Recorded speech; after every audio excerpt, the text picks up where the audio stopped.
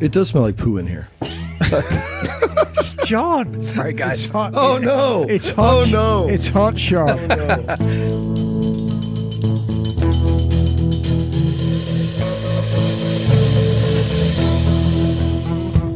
Hey there, welcome to Motorcycles and Misfits, coming to you from the Recycle Garage in sunny Santa Cruz, California. Sunny Santa Cruz, California, apparently. I don't know whoever smelled it dealt it. No, it doesn't work like that, John. Hey everyone, this is Liza. Joining me in the smelly room tonight, The cheese factory, as they call it. first up, we've got Henry. Thankfully not in smell-o-vision for your listening pleasure. Running the board tonight and possibly responsible for the smell. It's Stumpy John. I did not do that. I'm sorry. It's not me. Why do you have to apologize, John? On the classy girl couch, it's Miss Emma. Aloha, darlings. And it is indeed a nose-wrinkling episode in every way, shape, or form. Also on the classy girl couch, clad head to toe in leather, it's Douglas. Present. And by the open window, smelling the fresh air, it's Naked Jim. I'm not even sure where to go with that. What's happening? Nice to be back. Yeah.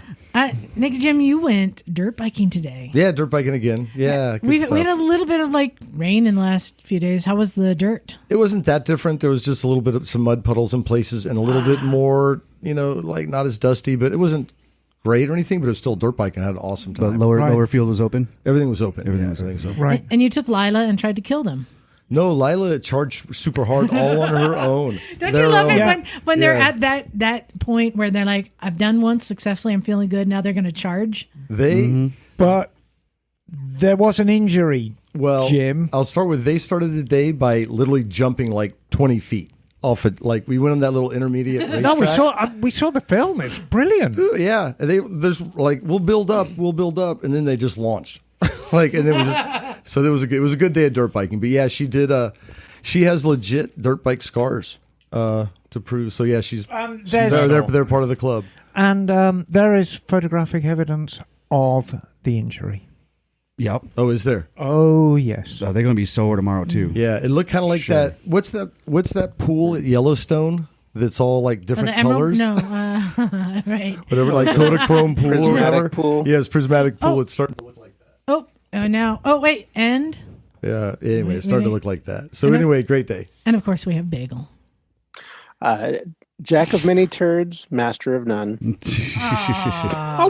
Maybe it was you. Would that make you a turd? Bagel, you are a master of baiting.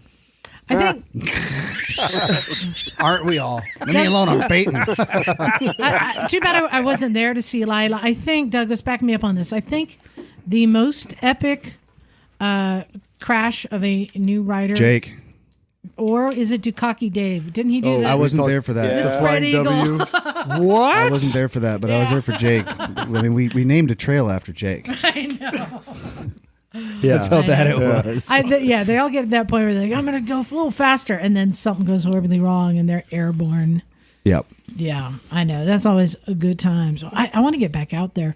Yeah. When it was raining, and it doesn't rain hard, I was like, oh, it's making the dirt better. I was watching the weather, hoping it was going to. I gotta raise this up. There, the knobby thingy. Anyway, how's The this? bar. Yeah, Do play- the bar. Tighten the bar. Play with your knobby thingy. I was Jim. hoping that it would be a little bit like a more chocolate cakey, but it wasn't. So, but it was still good. Talking about chocolate We cake. had So it was chocolate a more cake. mousse We had consistency. chocolate cake today, courtesy of Ellie. Ellie brought us nice. chocolate cake. The silver thing, Jim. Yeah, you're trying to adjust the silver The silver bar thing by that your slides. knuckles. The thing. Yes. Yes, there you go. Now there you go. has the- How to I've never done adjust this your before. microphone. So- There you Turn your knob. But yeah, Jim, it has two knobs on the end. You should be familiar. go. Ba-dum-bum. Womp womp. I wanted to get to some news that came through. Did you guys see the article that came through about the new Segway motorcycle? Yes. Mm-hmm. Now, first of all, it looks exactly like something from Tron. Yes. So that's pretty cool. And for those who don't know, Segway is not the company Segway that made the two-wheeled Segways. They got bought out by a Chinese company who are using that name. And they're making anything from wheelchairs to scooters to motorcycles. I mean, all sorts of stuff. But here's what's interesting. While everyone is coming out with electric motorcycles, they announced a new hydrogen, gaseous hydrogen fuel cell bike. It says that it turns it into electrical energy. So I don't even understand the hydrogen fuel cell. I mean, it's not very common. Somebody came out with a car, right? Mm-hmm. Yeah. Is it a Mercedes who came out One with or that? two. No, I mean, all the Toyota did, yeah. Toyota, yeah. Yeah, all the manufacturers at one stage Yeah. had a hydrogen fuel cell car on their books. You can actually see hydrogen fuel cell Hondas driving around in the Bay Area right now. I've seen about 3 or 4 of them. Yeah. Amazing looking things. So they've announced that they're coming out with a hydrogen fuel cell Yes. motorcycle. How does that work, Emma? Well, I'm really going to make it as simple as possible because it's quite a complex process. But hydrogen is flammable gas that if you compress enough, it turns into a liquid.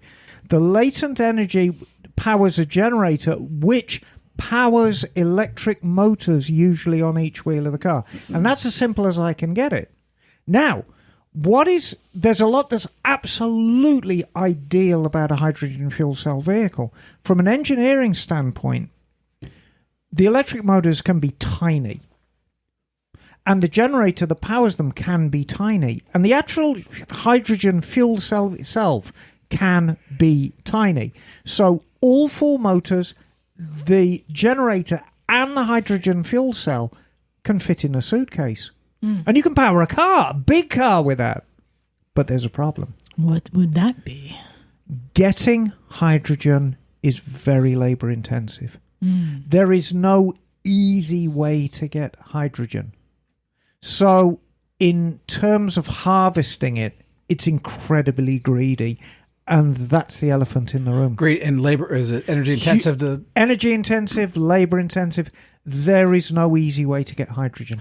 So we're back in the same problem. So it's kind of, as a consumer, you'd think it's great because you can fill up the fuel cell in seconds, and you never, you keep it topped off as you would a gasoline car. There's no charging for hours. There's no, oh crap, am I going to make it to the next charging station? It's, in those terms, it's great. But number one, there is no hydrogen infrastructure in the US or really anywhere else. You really have to pick your stations.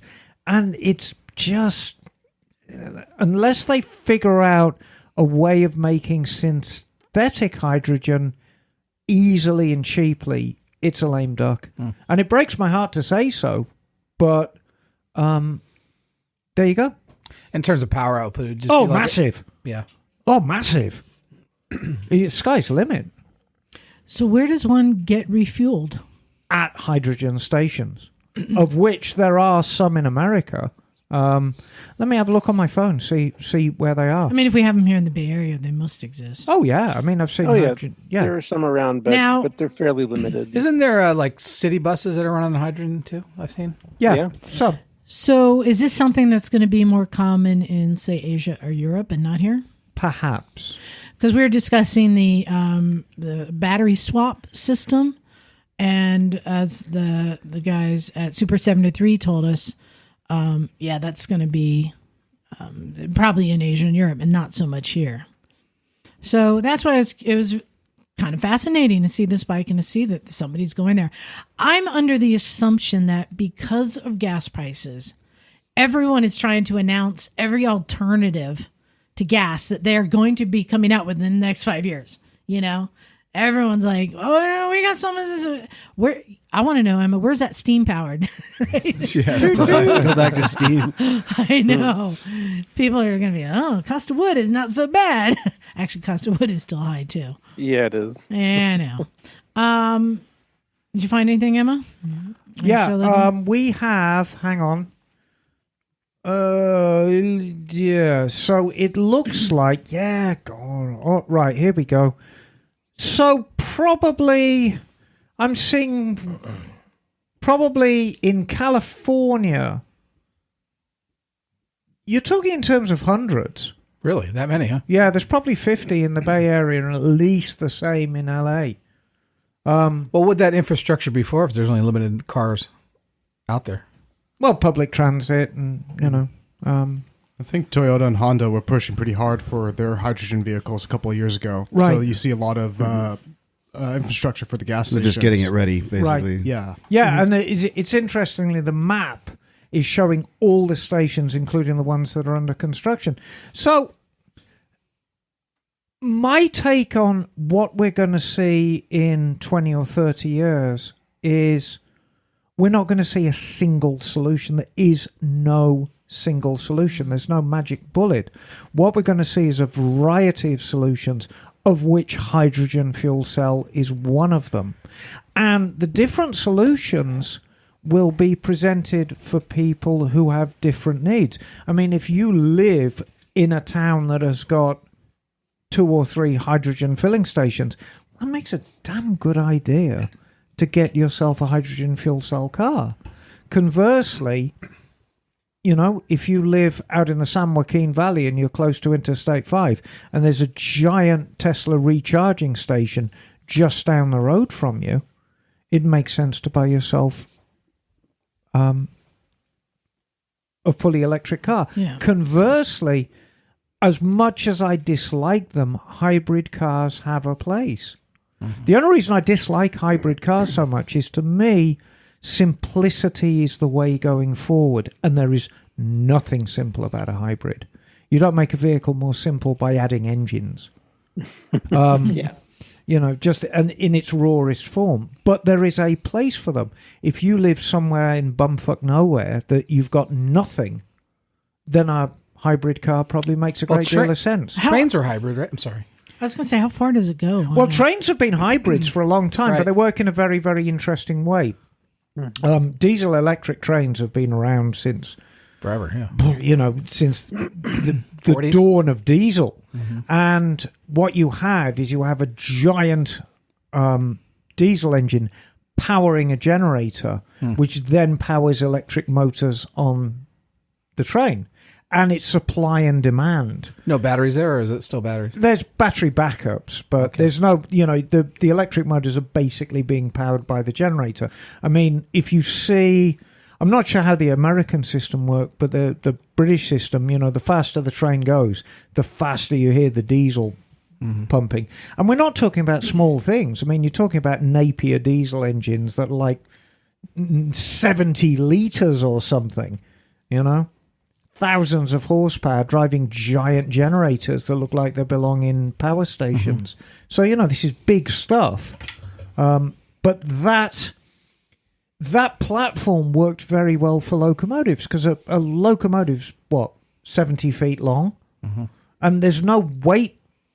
You don't need to make it light. In fact, the heavier you make a locomotive, the better. It's one of those few vehicles that you want the locomotive to be as heavy as possible. Right, the momentum. Yeah, for the momentum and just the grip and all that.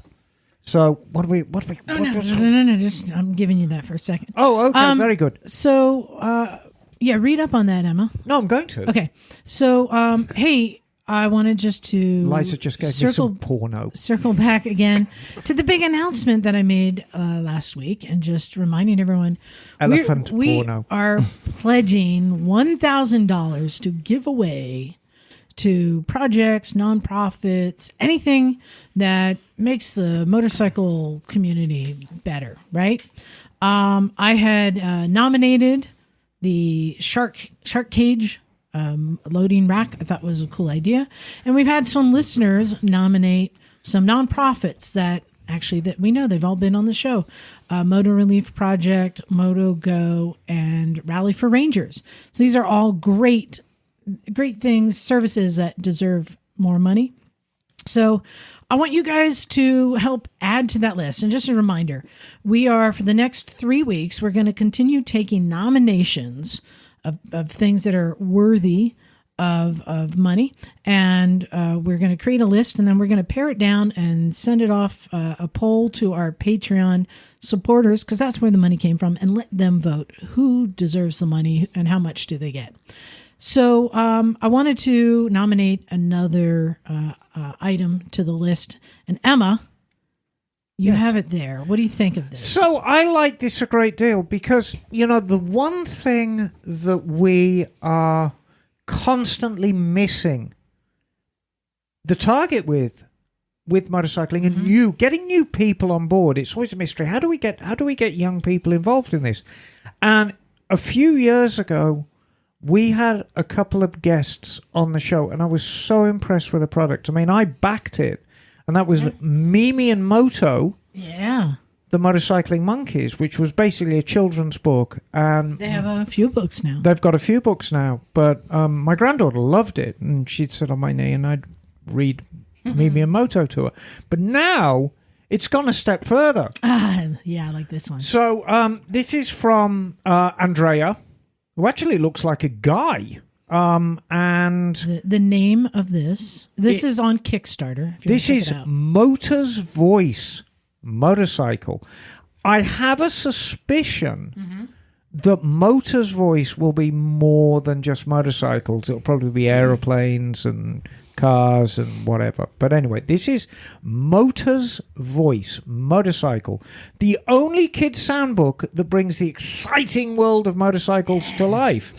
And so what he's got is 18 plus motorcycle adventures. So you open the book and there's a little motorcycle adventure involving a different motorcycle. And there could be a cafe racer, it could be a freestyle motocross, it could be a chopper. And as you open the page, it makes the noise of that particular bike. That's rad. Which is great. That is cool. Yeah. Because as we know, all motorcycles have different voices. And, when I restore a bike, particularly one that's been sitting around for 40 or 50 years, that thrill when you first hear its voice, because they all sound different. And just because it's a 650 Triumph, it doesn't mean it's going to sound anything like the last 650 Triumph you built. I mean, this is admitted. This is giving the kids a little taste of crack. Right? Yeah. First one's free, baby. Guess what? Listen to these motorcycles. I'm going to contribute to this. Oh, yeah? Oh, heck yeah. Yeah, it's a pretty cool thing. No, this is a wonderful thing. So as of 5 minutes ago... this is a brand new project. It's a brand new project. Andrea needs $4,000. He's only got 2 backers, and he's raised $43. Yeah. So he is he's about 1% in. So we can do better. He's 1.1% in. So I think we can do a little better than that.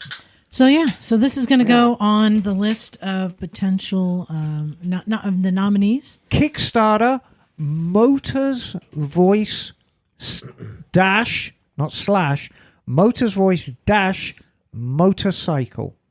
I love it. Cool. And if you would like, and anybody, not just the Misfits, any listeners can nominate somebody for the list, go ahead and send a link to recyclemotorcyclegarage@gmail.com, or you can go to our Facebook page where I did a post and just add a link in the comments.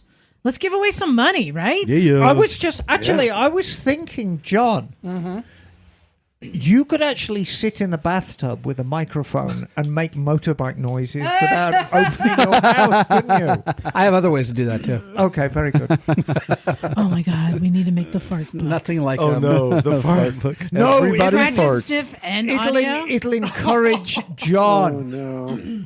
He's already taken the fiber pill. Farting is one of the greatest things on earth. For you, maybe. Everybody likes it. Come on now. And I just want to check, did anyone else have any nominees this week? No? Okay. So, I need you listeners, send us your nominees to get some money. Money. And I want to absolutely stress, this isn't going to cost you, dear listener, a penny. Just nominate somebody that you like, and we'll put it out there to our Patreon subscribers, and the decision will be made. So there's nobody has to donate anything unless, of course, you want to. But what we're looking for right now are just worthy nominees. Yeah, I just want to give back to the motorcycle community Because and we love you all help so much. get these products to market. I love that one. Yeah. Let's see. What should we go? Should we go to? Let's do your thing. Well, this started because, as you know, as a Patreon subscriber, you have access to a great many things. And one of them is the Ask Miss Emma. And people send in questions and I answer them. And, it goes quite well, doesn't it, Liza? Mm-hmm. I've helped people get a lot of bikes on the road. It's the best deal ever. Yeah, it is a good deal. Yeah. And so, one of our listeners, Mr. Webb, Mr. JJ Webb, said, when should I use bloody in a sentence? And I thought, you know what? This is a very good question because properly swearing in British is quite misunderstood. And I thought I'd clear up a little bit. Oh, yeah, please. Because, English is quite a good medium to swear in. So we could get down to the nitty-gritty and clear up a few misconceptions. Like, is wanker a swear word? No, it's actually a verb. It's when you castrate a sheep. It's called wanking the sheep.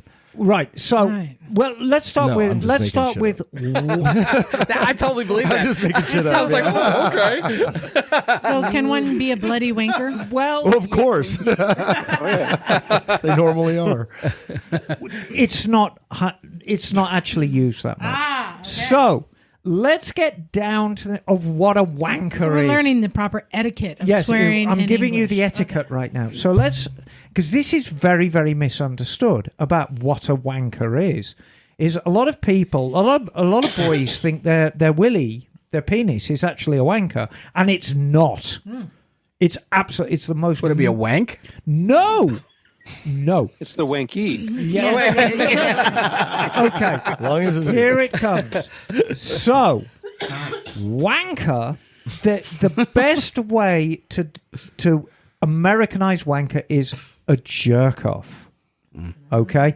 It's actually the person. He is a wanker. Now, the process of, wanking is wanking or having a wank. Right? Mm-hmm. Are we following this so far? Yeah, this is exactly how I thought it was. Well, it's quite misunderstood. Now, here's the good part. So let's take the term wanker. You can add to it. Bloody is not often used. You might find a German person called an English person, you bloody wanker, but it's not generally used. You could be a total wanker. A real wanker. Complete. That is my favourite because by using the term complete, it insinuates that you have actually been to wanker school and you've done all the courses. full ownership. And now you have graduated You have a from wanker degree from Wanker University. And now whole Degree in package. wanking. you have done all the wanker courses, including talking back to your mates and With honors, right? Yes, exactly, and throwing up in the street. Would it be magna cum laude? Kicking a homeless person, all these terrible things. And now Magna you cum are laude. a complete wanker. But that is my favourite by far. And this is a term of endearment? Well, Can you use it with reverence? Like, Yes. that wanker. All But he depends was a on the good context. wanker. yes. Like, Here's the thing that a lot of Americans don't get, and kind of never will. There's this great British tradition called taking the piss. And taking the piss means making fun of something. Is that going back to being the wanky? But taking the piss is making fun of something with a good heart. Mm-hmm. Before you take the piss or make fun of somebody, you start with yourself. So I have a question. Parallel to wanker, would tosser It's interchangeable. Okay. So is taking a piss similar to like breaking somebody's balls? Wait, I got an issue with taking the tossing piss and is just wanking being the same thing. Making fun of. Making fun of. Because in the East Coast we say we're breaking your balls, Yes. No. but it's friendly. It can be friendly. no. Mostly. Taking the piss is just making fun of. Okay. Yeah, taking the piss. Taking the piss, making fun of. So we've dealt with wanker, So, and tosser. best episode what ever, is by the one way. tossing? Well, I don't know, man. The but wanking I got. What I'm not tossing? saying your tossing's a willy. bad thing because it could no, be really great. No, but- your willy.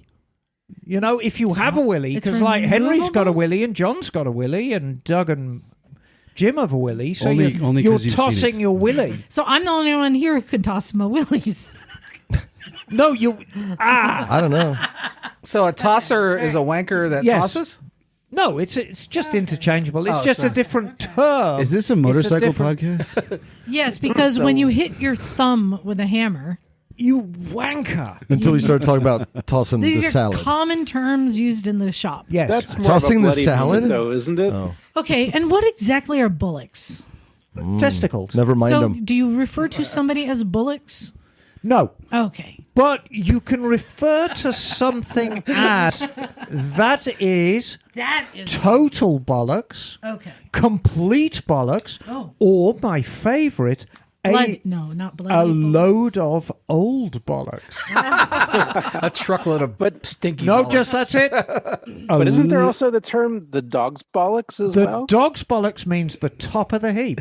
So if you are riding a supercharged or turbocharged Gixxer 1100 that makes 400 horsepower, it is the dog's bollocks. Yeah. Wow. And you could be the dog's bollocks riding a bike. Riding like a bike like that. But enough of this frippery. Let's just get down to bloody. When should you insert bloody into a sentence?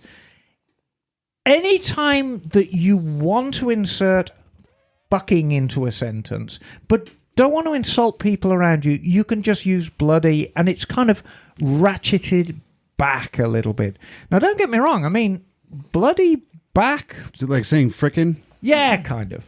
You know, But it bloody was could be a fighting. it was a lot Well- more powerful word back in the day, but like a lot of swear words, like fricking, I was going to make it's a reference kind of ratcheted back a little bit. to bullocks. Never mind the bullocks. Friggin' in the riggin'. Yes, You remember that old Sex Pistol song? absolutely. So the one word that Brits use more than Americans is, I'm not even going to say it, the C word.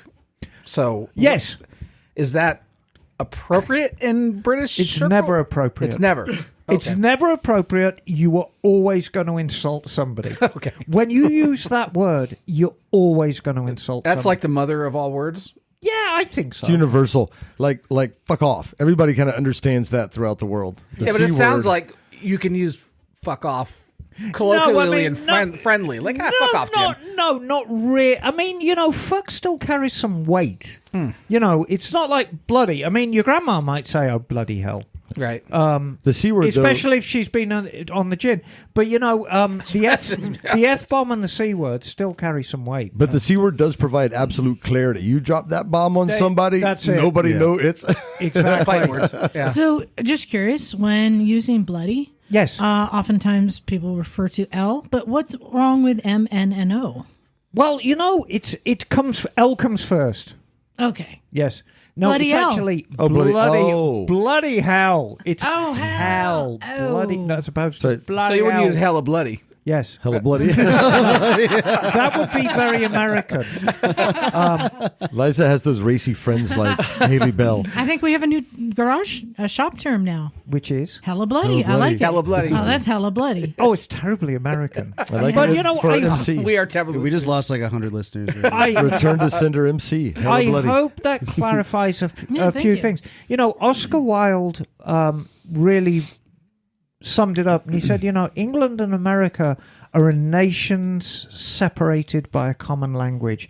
And never a truer word was said, because, I mean, ostensibly we speak a similar language, but it's very, very different. The inflection is That quite is different. Australians more like Americans or more like Brits? I mean, it's mostly based on Brits, but I mean, they've got their own fantastic insults, and hopefully some of our Australian listeners will Oh, send yeah. some in. Oh, yes. Please They are- share. They're absolutely ripper, mate. Oh, yeah. Send All them right. in. Well, So it was just a brief interlude Thank you. into that, and that actually came up as an Ask Miss Emma thing. So anytime you want to use bloody, just think when you use frickin'. So pass me that bloody wrench, you tosser. Complete tosser. You've done all the courses. Now you are complete. nice. Thank you. Thank you, Emma. You're welcome. So not one to shy away from controversy. Oh God. You know, I've had in the back of my mind an idea, thinking, it's time to start working again on our list of what makes a real biker. Now, remember we did this before. We came up with the quiz. It was 50 questions, and you got a score, and it told you what level of biker you were. I'm going to stop you there. Yeah. I'm going to stop you there. How many people in this room here right now have a Harley Davidson? Oh dear. But it's for sale. That doesn't. I'm the only real biker in the room. There's nothing. Bagel, to do. you have a scooter. Which is why I think it's important to have these quizzes, because everyone has different ideas of what makes a real biker. And so, in fact, I want to go beyond that and what makes the ultimate biker. I think we want to make a one that complete has biker. even I like more that. levels. Complete. But in preparation, I thought best to do some research, Yeah. and that we should take other people's biker quizzes. So Ooh, I like it. I have some biker quizzes here that I pulled off the internet. So, Internet. Okay. Are we going to share who they're from? no, these are just posted on websites. Okay. Yeah. So, we have two options. One, we can answer it as a group, or we can go around and take turns trying to answer and see as a whole, do I we think all... we should humiliate one another Yes, I agree. individually. I agree. Absolutely. Okay. So, we're going to go around the room, and this is multiple choice. Henri, we're starting with you. Ah, shit. Okay. When was the first internal combustion motorcycle fueled by petroleum invented? Is it 1885, 1900, or 1915? 1885? All right, let's see. The answer is 1885. Wow. See, Point. he's a smarty. That was before the All right. Civil War, right? I need someone to keep track. All right, let's go to my turn. Okay.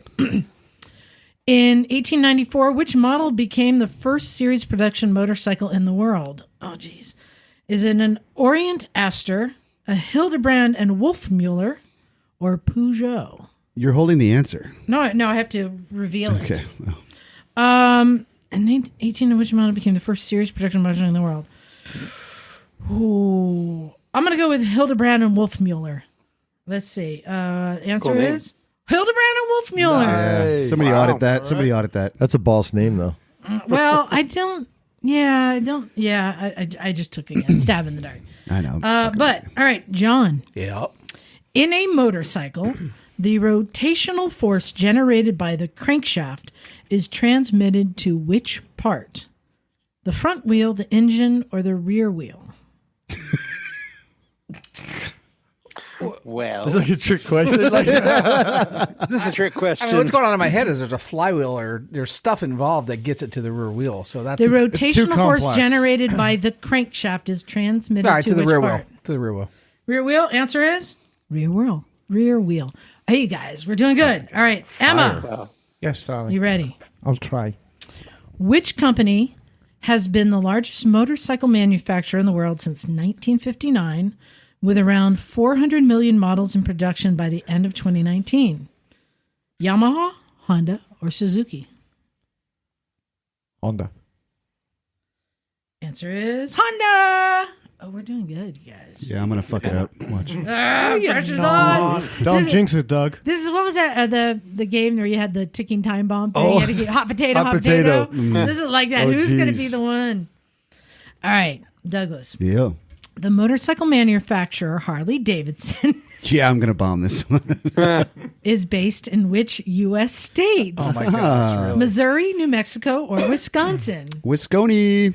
You've been there. I've been there. I remember. I was there with a listener. Yes. Okay. Oh, that means it's Jim. 17 millimeter. The answer is, where is it? Yep. Some of these are harder than others. Okay. That's true. Oh, nice preface. Which of the following is a British motorcycle brand? Indian, Triumph, or Royal Enfield? Oh, funny. Triumph. Survey says Triumph. Yeah. Whew. All right. Bagel, are you Yes. ready? I'm ready. Which of the following models is the first motorcycle to offer an anti-lock braking system? Was it BMW K-Bike, a Suzuki Cavalcade, or a Honda Goldwing? I'm going to say the BMW K-Bike. Survey says that is correct. Oh, gosh. No, Nice one, Bagel. That was a just good one. wait a minute. This is just historical. Yeah, well, that's just Yeah. that quiz. So who So else is going to know it other than bikers? that one's pretty good. Let's try Do we another- go 100%? We did on that one. We're doing Oh, good. shit. Yeah. We aced it, Nice. everybody. Let's try another one. All right. Okay, this one. I just found another website, and this one. Let's see. Oh, it doesn't have the answers. So hold on. We can make them up. Apparently, we know everything anyway. Hold on. I just want to. This one may reveal the answers when I press this, so I won't play. Okay. Sounds like Grindr. No, this one is stupid. Which is exactly. all right, we're not doing this one. I'm just going to read an example. How often? All right, you know what? Fuck it. We're doing this one. Okay, we're doing this one. That's stupid. All right, Henry. Yo. The question, this is multiple choice. The question is, do you ever ride in the rain? So this is not one where you have to guess what the answer is. This is like, are you a real biker thing? So, do you ever ride in the rain? Cumulatively, we're going to... And here's the possible answers. Yes, it makes the dirt more fun. No, it's cold. I can't keep my clothes dry. Yes, I ride no matter the weather. Yes, I ride pretty much every day and live to ride. No, I've never ridden in the rain. I don't want to ruin my bike. I prefer not to. Or, yep, dirt or road riding is riding. I mean, yeah, I ride in the rain. What kind of question? I know. This is okay. Yeah, this is stupid. Yeah, we're not doing this one because I have another one. This one There's a backup, people. has a backup. And this one says, only real motorcycle riders can pass this biker slang quiz. Oh, I like this one already. According to who? Challenge. Oh, So let me see. This one might show the Motor answers. company. Let's see. Vealed honey Okay. liquor. Oh, good. It doesn't show the answers. All right. Starting with Henry again. What is the term for a motorcycle club participating in illegal activities? Tough crowd, 99%er, 1%er, bad guys. It's a 1%er. 1%er. Let's survey says correct. Bad guys. All right. What's all he right. going to do? All right, we got that one. All right, now it's my turn. Oh, wait. No, go back. Okay, wait. Yeah, okay, next question. Oh, shit. Wait. Yes. Oh, shit. Yes. Okay. Oh, I know that answer. You probably know it. I've heard. All right. The question is, what does the number 81 stand for? Is it a motorcycle club, the Hells Angels, 81 people in the MC, or none of these? I've heard this before, and I don't know the answer, so I'm going to have to guess. What I know does the the number answer. 81 stand for? I'm trying to remember what this is for. Oh, poopies. What does the Percent number fat 81 in a stand? proper I'm going to sausage. say Hells Angels. Am I wrong? No, you're right. All right. Oh, correct. Oh, gosh. What was that? You know like why? 81 founding It stands for members? the letters H Letters and H, A. H and A. Oh. I remember hearing this once Like before, and I gangsta- didn't yeah, like- remember what the connection was. Oh, Some of okay. the other H- fellas oh. from south of the border do similar things. It's like 13. yeah, the eighth Yeah. letter and the first letter. All right, John, Yeah. keep the flame alive. All right, what is a term of endearment for a long-term girlfriend or wife of an MC member? Is it Betty, Hun, Hitch, or Old Lady? Old lady. Survey says correct. Old this is all Lady. like 1%er. I'm not I sure. know. I'm not sure. Whether This is I kinda do scary. biker speak. Okay, let's see. Oh, this is good. Remember, this is biker slang. Emma, Yes. what is an organ donor? A biker who splits lanes, the biker leading the group, someone who doesn't wear a helmet, or a biker who is a liability? probably a biker who's a liability. Is that your final answer? It's either going to be a lane splitter or... Let's try lane splitter. Are you sure? I don't know. Which one are you going with? It's one of those two, I think. Oh. Emma, this is America. Helmet. People don't wear helmets all the time. Is it really? No. You tell me, Emma. You have to guess. What is an organ No, donor? I'll stand with Henry for what he says. I mean, you know. Someone who doesn't wear a helmet? I guess. Let's see what the answer says. Correct. Well done. Yep. Thank you, Henry. I wouldn't have thought, helmets, organ donor. Okay.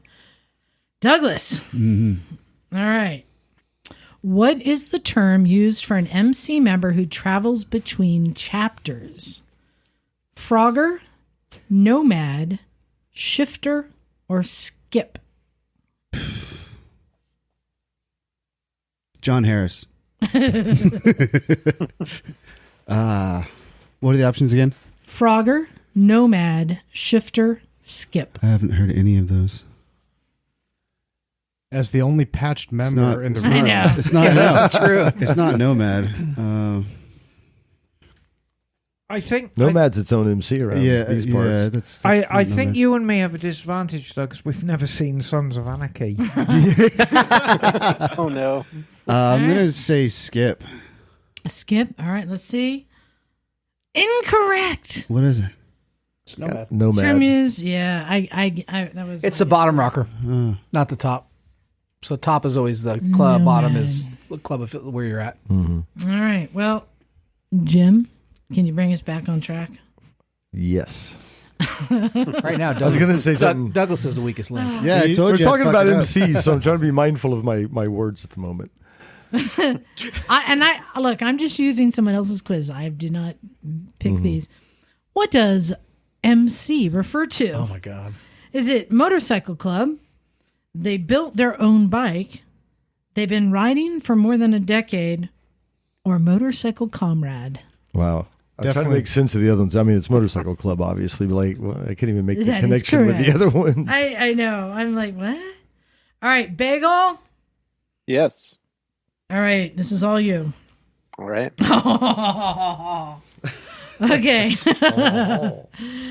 A Harley Davidson engine produced from 1936 to 1947 is called what? Panhead. Well, hold on. Let me give you the options. Oh, I'm sorry. Go ahead. Evolution, wait. knucklehead, Yeah. Okay. flathead, shovelhead. Knucklehead. He says knucklehead, and he's correct. Right. Nice. Well done. Yep. It's a knuck. Yuck, yuck, Panhead was after that, right? Yeah. Oh, okay. Yep. So that gives us a taste of the different kinds of questions. And, slang is not something that we used on ours. And that's why I want to make the ultimate biker quiz that can really test, like the SATs Sure. for biker is quiz. very- So my challenge to you Yeah. is next time we are in a group setting, go up to one of the Hells Angels, California, and say, if you are a real biker, you'll know what a night banana is. And I happen to have two. And what would you like me to give you one? So the funny thing, the other quiz, I realized this was a quiz that says, answer these questions and we'll tell you what is the right bike for you. Oh. So that's why they're asking about, like, do you ride in the rain? What kind of helmet do you wear? What kind of jacket do you wear? Things like, there's a cop up ahead and you realize you're doing 20 kilometers over the speed limit. Do you? And then it gives you all these scenarios. I'm like, what? How is any of this? And then it gets to the question, says, do you prefer a cruiser, a enduro? It just starts asking you point blank what kind of bike you'd like. I think all the other questions are It's just clickbait. basically, I know. So I think I'm going to start working on the real biker quiz. So again, going out to our listeners, what questions, what criteria should be included? Did we have had to fend off an animal on the earlier one? I thought that was a good one. have you hit an animal? Well, I had Killed to an fend it animal? off. I mean, killing is one thing, but actually fending one off, like a dog or a bear. Bear. Marmot. I'm not sure if you fended off the marmot or just I did. I dodged. tactical avoidance. I dodged the marmot. Or have you ever had the gun pulled on you when you were riding? See, That's another that's a good good one. one. Yeah. Have you killed an animal? I mean, Have you been hit by an animal while you're riding? Yes. Oh, yeah. Yeah. So let's so we don't have to like make it too public. Raise your hand if you have killed an animal on a motorcycle. Oh, wow. Okay. The Squirrel Road down there in Coalinga. That's right. Oh my God, you guys, we were riding on this road and the squirrels were kamikazes. They kept running out right as we're coming. And I'm pegging squirrels. I'm like, I can't take it anymore, Jim. You have to go in front this time. Because he was like calling me murderer and stuff. Wait, Jim, Kalinga is also where I killed my animal. Is it really? Yeah. Oh, what was it? It was a bird of some sort. It's when you're moving fast, but it's those little narrow roads. We've had deer run alongside us between the road because there's a barbed wire fence and shit. Cow, Turkeys. yes. So Fuck turkeys. Turkeys, dude. Exactly. No, yeah. So for yeah, real. I think we'll put the regular stuff like accomplishments and what kind of bikes you've ridden or how long you've been riding, all that stuff. But I really want to get into how about this one? Do you own more than 100 toy motorcycles? Yeah, that might get minus points. Like, Ooh, by the way, for those of you who weren't here last week, I'm going to point out a new addition in the room that was a gift from a listener. the chopper. The Easy Rider. Yeah, the Easy Rider. Chopper. Captain America. America. Yeah. Oh, that's a killer one. If you recall, a can't few believe you don't episodes have back, that. I said that was my like holy grail. It's the Franklin Mint Easy Rider. Oh, that's the Captain real America. Do you Oh, remember wow. who did it? That's a great And a looking listener one. sent it to us. Wow. Yeah, thanks, Chris. So what other criteria? Oh, have you broken a leg or broken a bone Collarbone. on a motorcycle? That was Collarbone. on the original test. Yeah. But what are more levels? Caught yourself on fire. There's been a couple of people caught themselves on fire. You caught yourself on fire, or the bike while it was in between your legs. Have you ridden a bike John on fire? John caught himself on fire. I did. On That's right. 17. Technically, MotoGP Pete would qualify. Yeah, Bagel has set himself on fire. Also, have you broken down by the side of the road and gotten your bike going again? Yeah. Ooh, Or have you gotten someone You got else's bike that diddle going finger. again? Yeah. Yeah. Have you Yeah. injured yourself more in a low-speed crash than a high-speed one? Yes. What other things do we need? Have you had road rash? Oh, do you have the exhaust burn scar? Yeah. Yes. Ooh. That's a. I Do thought that friends was on count? the first one, wasn't? Yeah, but I'm trying to think. What else can we add to that? Have you wrecked a motorcycle in front of a carload of children? Turned yourself into a bloody pulpy mess. How about this? Have you entered a bike in a show? That's a good one. That's some real biker shit, right? Yeah. And then Have you restored a bike? Yeah. Yeah. Have you restored a bike? So, Ooh, yeah, we I'm- need I'm- to take it up another level. I'm getting very good at these, Yes. Well, then the next area would be like racing. Have you ever actually raced in a Ooh, legit have you entered race? a race? I did the That's- pocket bikes at the the one. Yeah, there you go. Or have you You're ridden in. for more than 500 or 1,000 or 2,000 miles? Yeah. Yeah. Iron butts. Yep. Oh, I had one. Have you ever woke up in the hospital? No. I take that back. But I mean, you have to make sure it covers a very, very broad spectrum because, obviously, have you restored a bike? Yes, but not everybody's done that. Have you ridden 1,000 miles? Yes, but not everybody's done that. So you have to make sure that people have a chance. Well, that's the It covers thing. a very, very broad spectrum. There's all so- different types of bikers, but the thing And everyone is legit. But the thing that I think goes hand in hand with who we are and what we represent is the love of all things two wheels.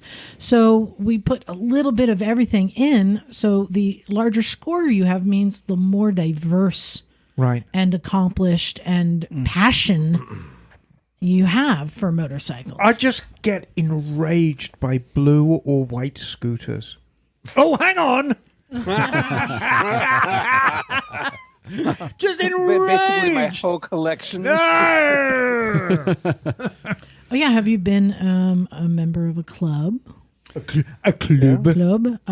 Have you ridden multiple styles of motorcycles? Oh, how about this one? Have you ridden a motorcycle with the shift and brake reversed? Yep. Well, just hang on there. just hang on there, because it's not about being reversed. There is the traditional shift pattern, which is right foot, 1 up, 3 down. Yeah. A simple one is, have you ever camped off your bike, even overnight? Have you ever ridden somewhere, camped overnight, and then gone somewhere else? So my brother had a CBR 600 when I was in high school, and that shift was reversed, and that was the first motorcycle I ever rode when I was like 17 or 18. So going from that, learning how to ride on that, going to a regular style shifting was a little difficult. That's what I learned on. Was that GP shift? Is that what they call it? Yep. Yeah. But that was still left foot. You try that still with left foot. Yeah. Yeah, try that with your right foot. If you start that way, it's fine. But like going back to normal. So, I got something new for you now. Oh, do you? Yeah. Well, you know what? The question came around the garage today, and with the prices of everything, I was like, just the $500 project bike still exist? No. You say no. No. And I wanted to find, there are bikes for under 500. But I thought, let's set out, see if we can find them. Do they exist? Here's the criteria I set, and tell me if you agree with me, Emma. $500, under $500 purchase price, and that whatever amount, Emma, you would estimate to put into it, be it back reg, tires, whatever, missing parts, that you're not underwater. You're not exceeding the value of that bike. And I see a lot of the $500 projects. You're like, yeah, but I'm going to have to put $1,000 into it, and then I'm going to have a $900 bike when I'm done. Right? So I think for me, the criteria is, can you find a project bike and then still, get it back up and running, safe, legal, then be able to get out of it without losing any money? It totally depends on the situation of the bike. Well, that's what we're going to present to Emma. Depends. I've got the case is going to be perfect different. All right. Oh, yeah? Hey, I've got it. Oh, you got to go, Jim? Well, like 5 minutes or so. Yeah, okay. Oh, do you want to do yours first? Do you have one? Yeah, if you don't mind, I'll Go for it. Yeah, So here's the thing. Playing reindeer We're trying games. to change Emma's mind. Let's prove I got to it right her. here. Oh, you do? All Japanese, vintage, vintage Japanese. So for $500, Yeah. you can own this classic Trials, vintage Yamaha Trials bike that you could, I think, triple in price. Okay. So for the $500, I think you could possibly get $1,500. That would be the high end, but I think it's worth it. So it's a 1975 Yamaha Yes. TY 175 Trials bike. I know that bike. very Looks well. in good condition. Yes. And even assuming the engine may have some big issues, but for just labor and maybe some parts, I think it's a great one, because I do see these restored for $1,400. So yeah, 75 Yamaha TY 175. Does it have a title? It doesn't give it a lot of information, but he says $500 firm. So we can interpret it however, but let's assume it has a title, and he's like, it ran when parked. Who knows what kind of condition the engine's in? There is quite a bit missing on that bike. What would make or break that deal is just how much is included.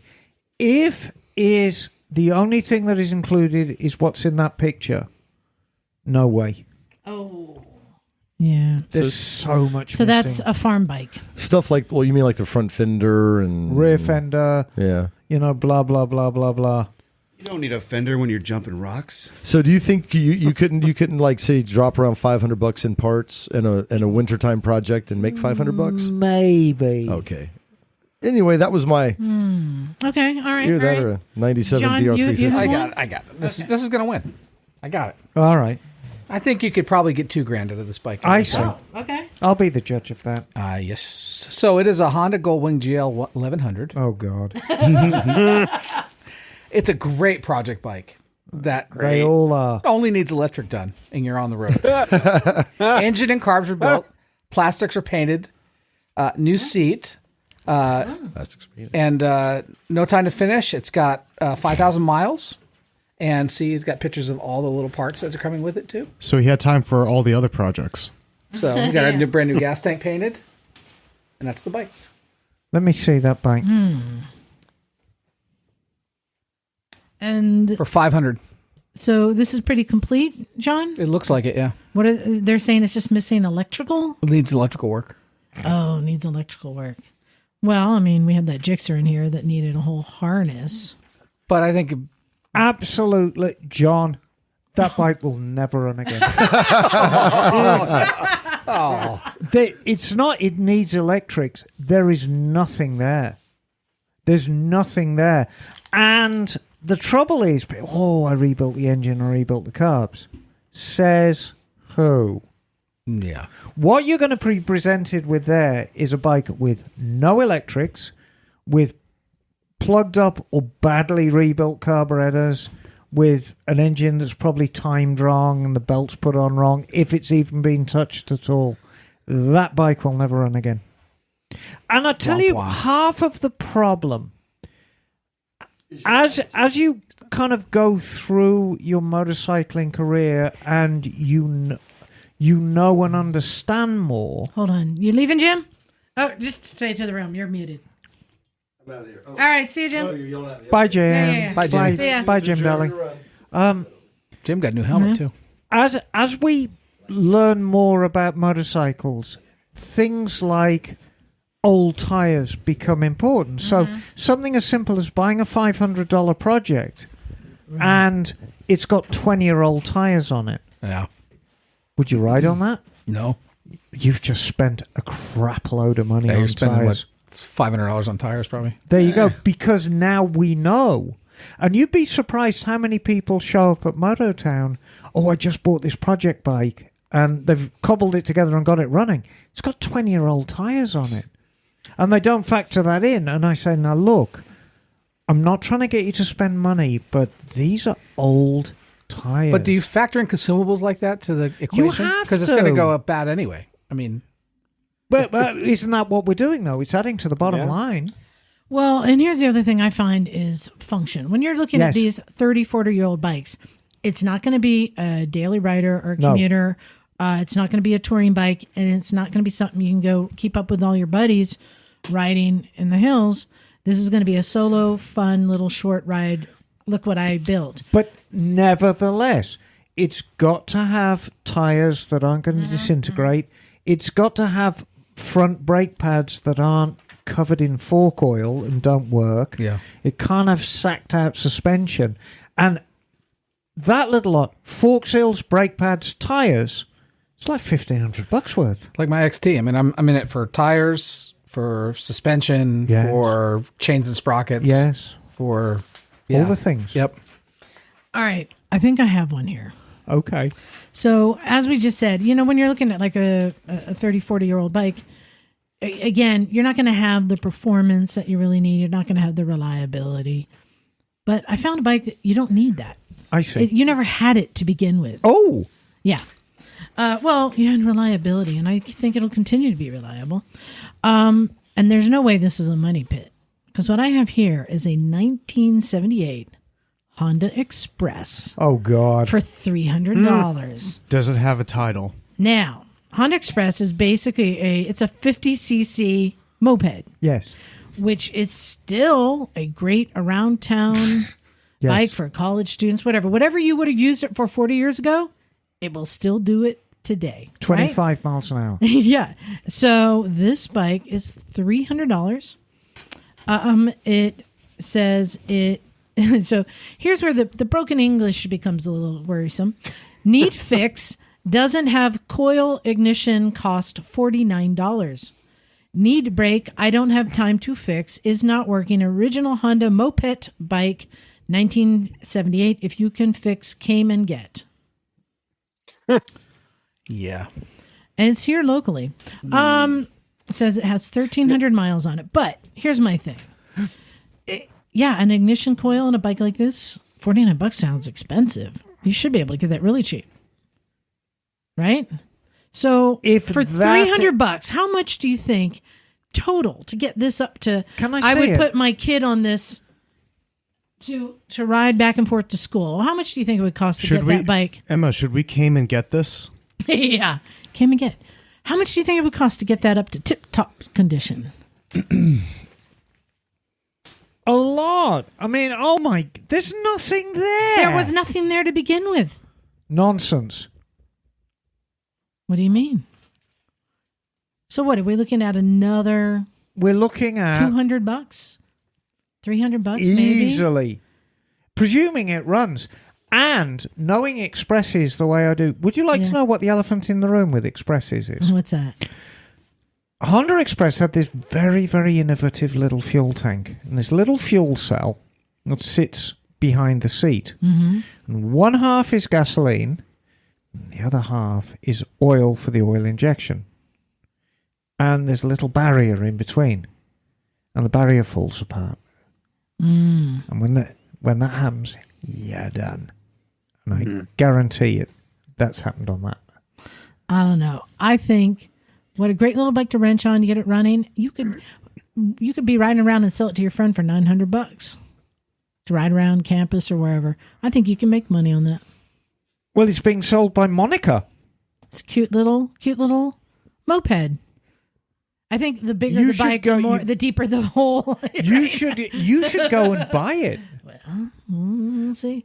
All right. So, but funnily enough, right now I have a Honda Express in at Mototown, and it belongs to a young lady, and her late father bought it for her with the aim of doing it up. But of course, dear Dad shuffled off his mortal coil, and she wanted it fixed up as a memory, and it looks in better condition than that.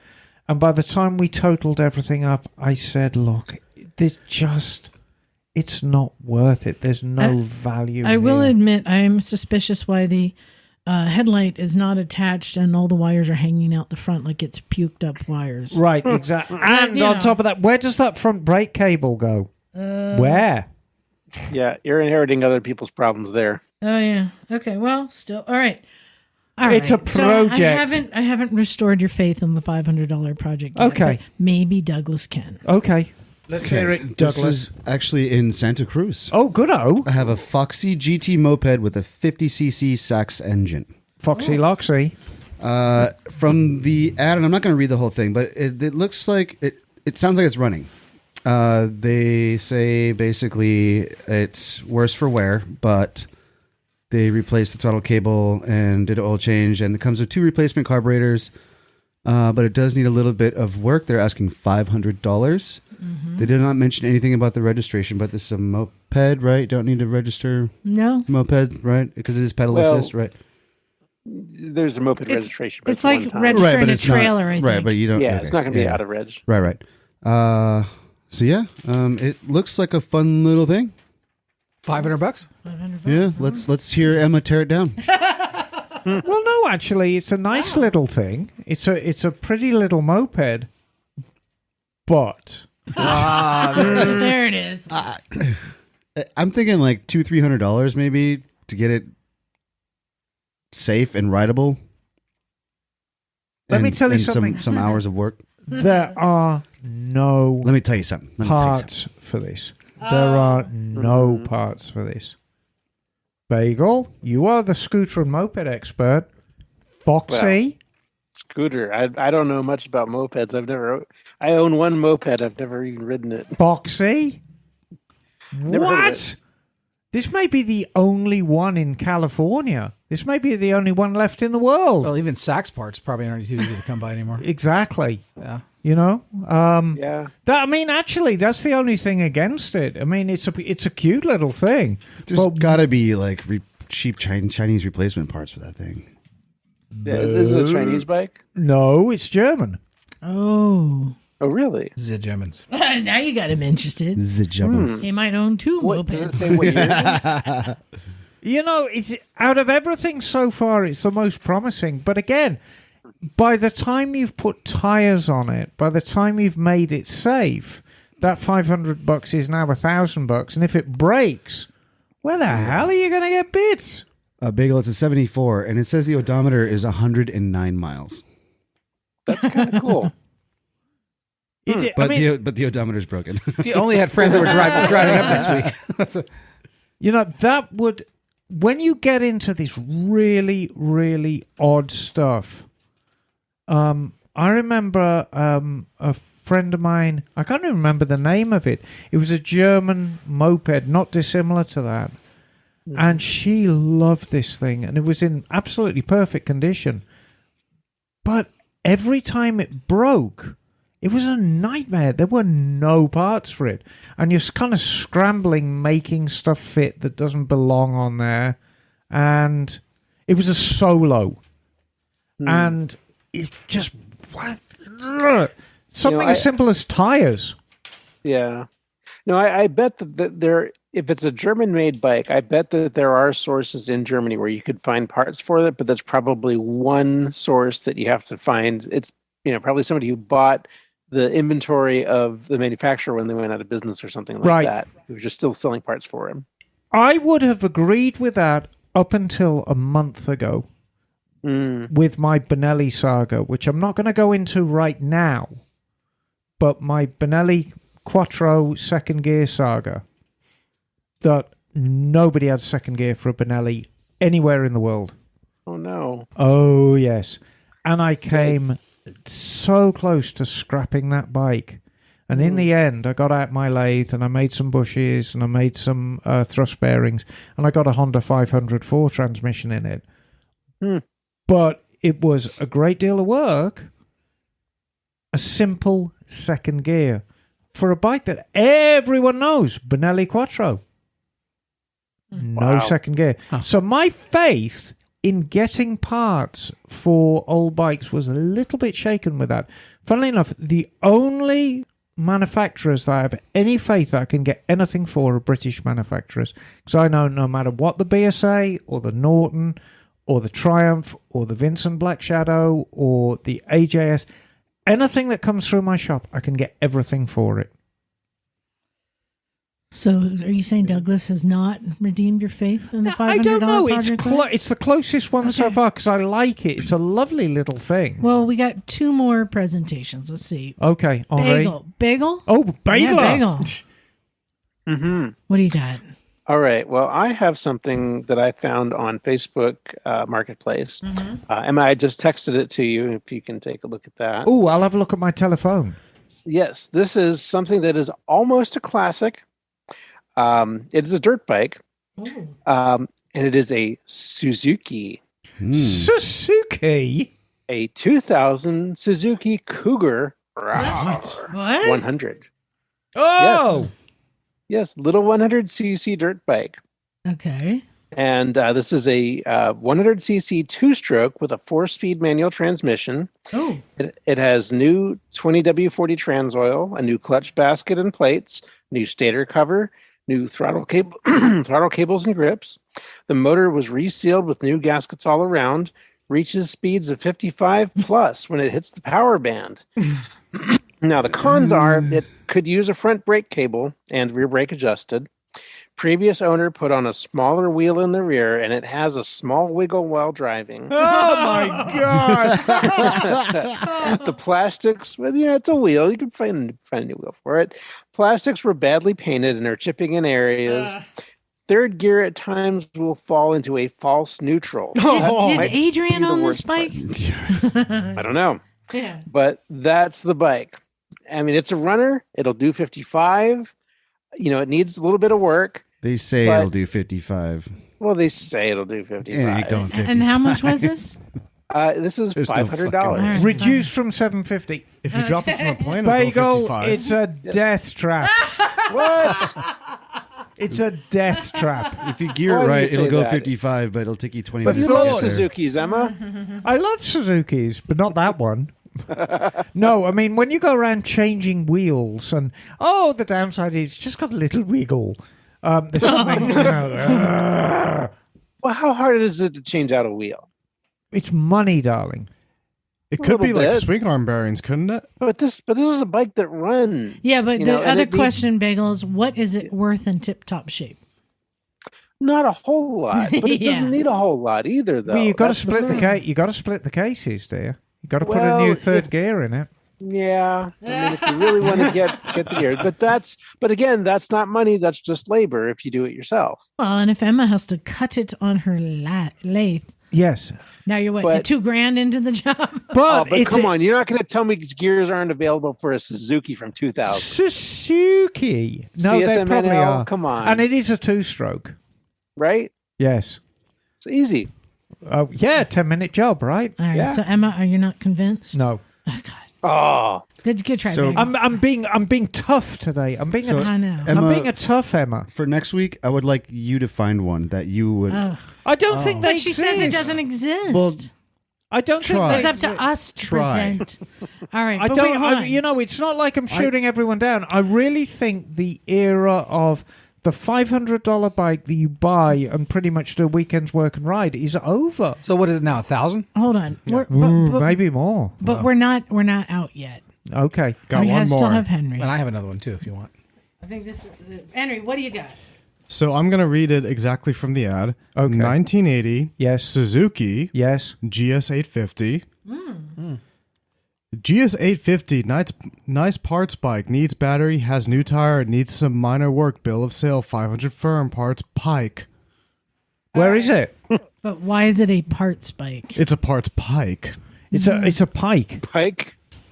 So this looks like a complete bike. When it says parts bike, that's usually registration or title is the issue. Oh, it's a cruiser. Or engine is blown up. So It's got 13,000 miles on it. Ooh. There's It's got pod filters as well and CV carbs. yes, all the things. Yeah. I mean, any time that I look at a bike and the headlights pointing to the sky, you always worry a little bit. What But did they I mean, do to it? That was a little concerning, I will say. So it's got a 4-into-1 on it. It's got shocks. It's got steel brake lines. You know, somebody's put an effort into this thing.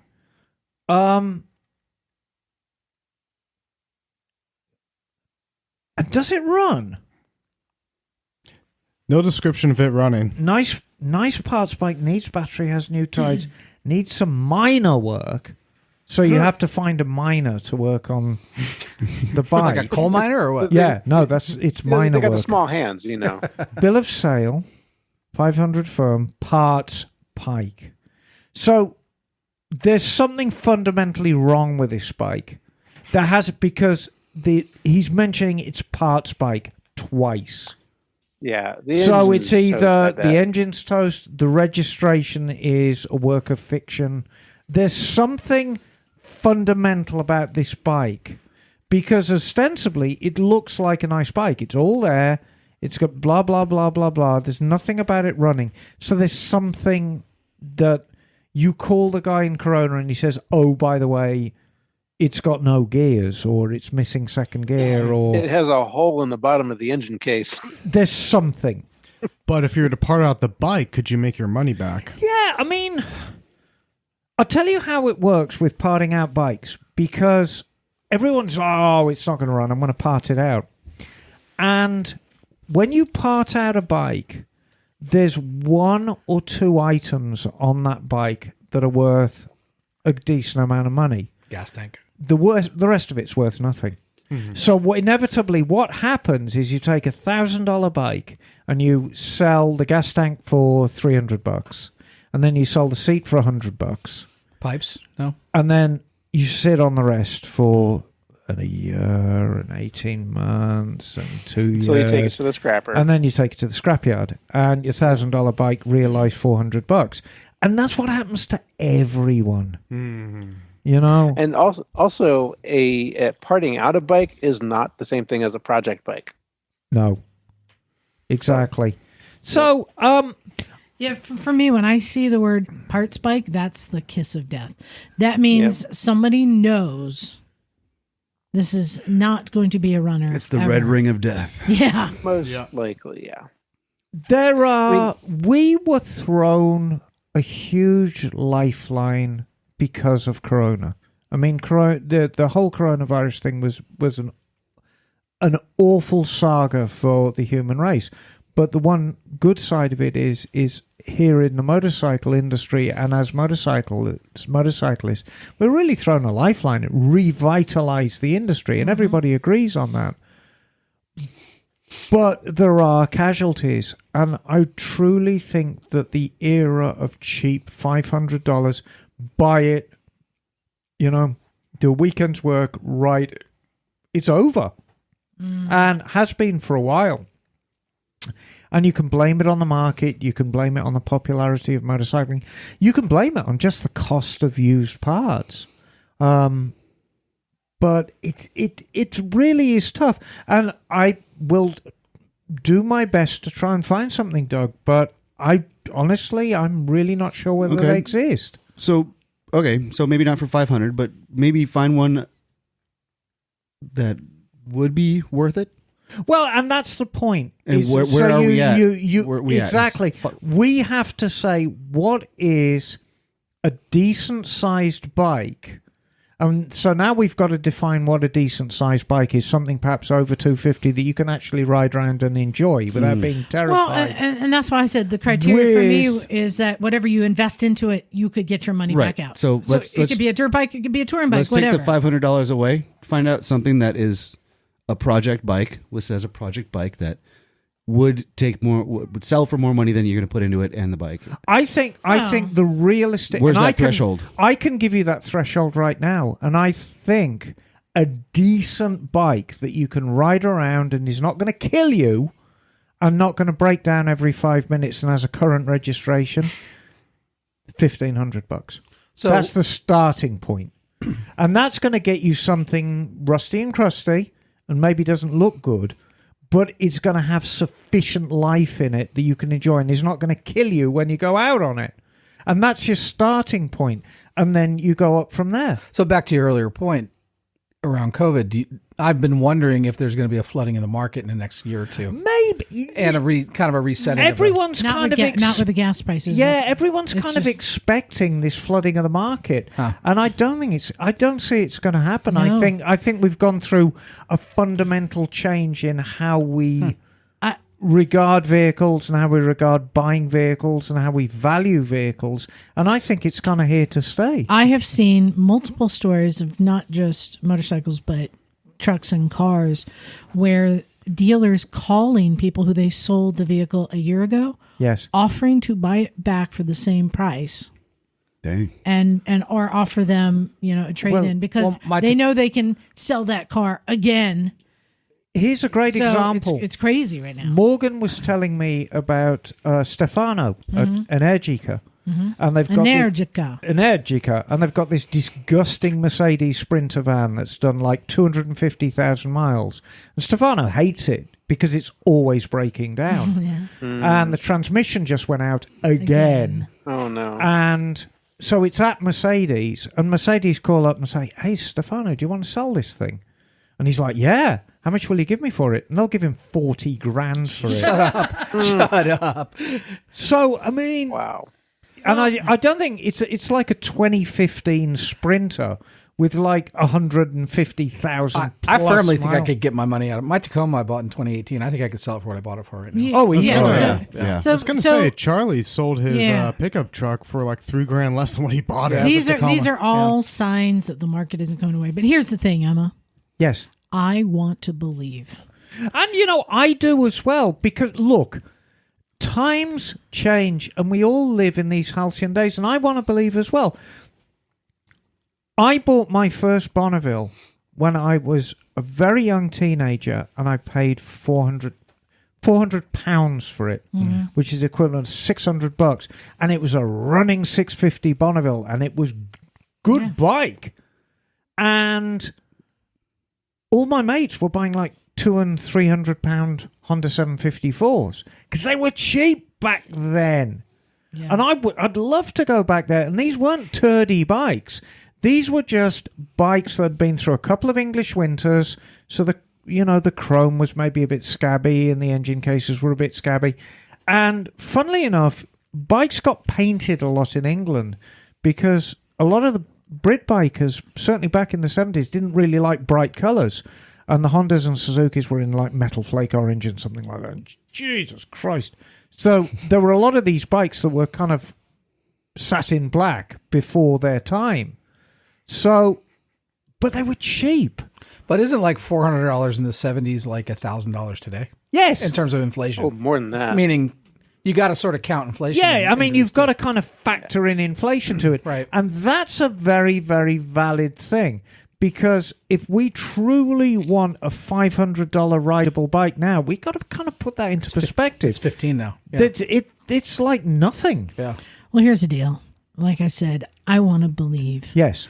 Much like Tinkerbell. I think that And for it Father- to exist, we have to believe it exists. So I'm going to now put this out there to the listeners. What we just presented to you to try Yes. to change your mind. I'm going to ask the listeners to see if they can find anything, maybe in their area. Here's the criteria. You've got to be able to get it into a position where you can ride it around without it breaking down every 5 minutes. Legally, too. Legally, and it can't kill you. Which basically means tires, brakes, forks, All the gears. all the gears. It's basically, it's got to be a functioning motorbike. So if you think you want to, if you have something that you found that you think is a good deal, $500 or less, send it to Recycle Motorcycle Garage. And I want to make my gmail.com. position very, very clear. I don't want to play Killjoy in this. You always do. No, And yet you always do. But I'd love to see like the best. What is the best deal? Like, can we quantify through our listeners what the bottom line now is now? Like, I think it's to get to your. I think criteria. it's $1,500. That's what I feel is the bottom line. I've been browsing through Craigslist in all of California, and I can't find anything decent that with anything decent under $1,000. Everything has like no title. Well, maybe somewhere else in the world it exists. So send us those, and let's see what's out there. Yeah, But great. Now, Yes. Emma, this is going to be your favorite. This is, I think, going to be a reoccurring segment. I hope so, because we have an intro for it now. Can you tell me why they go like scooters, not bikes? Can you tell me why my skater's getting drained by all my lights? Hey, Emma, can you tell me why they're chips and not fries? Can you tell me why you like Harleys, just not Harley guys? Can you tell me why you keep the purely contextual deal like a gay, straight, or simply homosexual?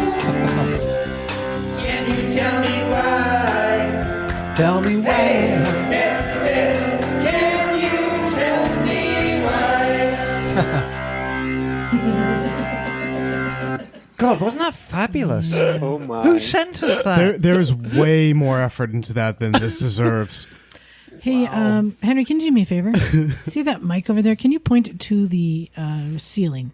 I think we're picking up a little reverb on that mic over there. So yeah, we have a couple tell me why questions. Fantastic. Well, I want to tell me why. You're not telling me who made that.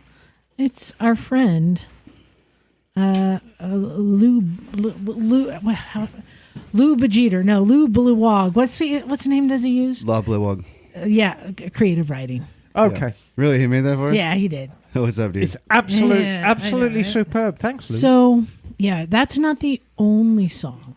So, the good news is, Tell me why I have to go through that again. but the other one, no, I'm going to play it at the end. You get to listen to the whole song at the end, so make sure you stay tuned to the end. But for now, we have a couple questions. Okay. First one comes in from Nick. Hello, Nick. He says, this is Nick from Detroit, Michigan, and this question is for Miss Emma.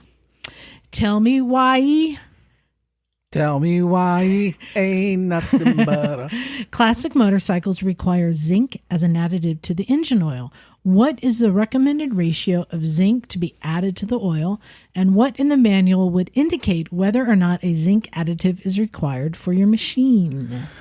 Define classic motorcycle. Well, yeah, that's so.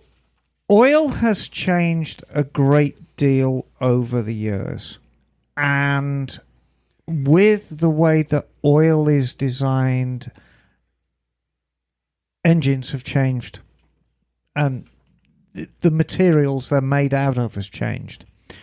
The biggest issue in comparison with an older motorcycle versus a newer one is cast iron piston rings, cast iron bores.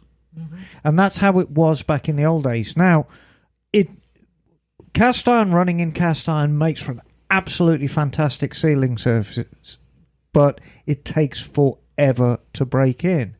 When I actually build a classic bike engine, I'd put the rings in the bores dry. Back in the old days, we used to lost oil. But oil's so good now, if you do it like that, you'll never break them in. So you've got to actually put them in dry, or I've got this special powder, which is like a charcoal powder that you wipe around the bores. Because you really do need to wear them down. Right. Okay, interesting. So you need... So zinc, or ZDDP is the additive. Not oil has it.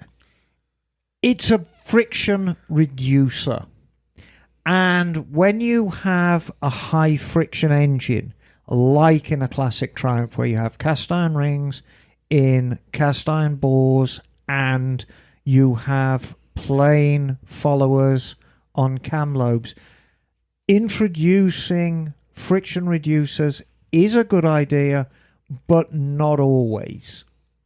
There is no real correct ratio. I mean, you can't really add zinc to oil. I mean, you can add additives to oil. But now, oil now is far better than it was back in the day. So you're saying you don't need to add the zinc? No. Okay.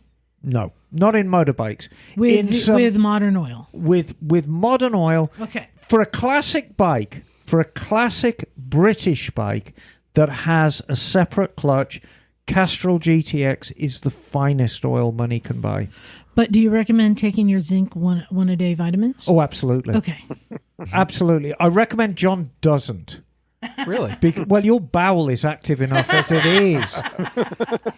I'm being stereotyped, y'all. No, you're not. That's just one little fart, and this is what happened. See? It was See, not. listeners. It was not a little That's right. fart. All right. John. Emma claimed that I had diarrhea today, so I don't know.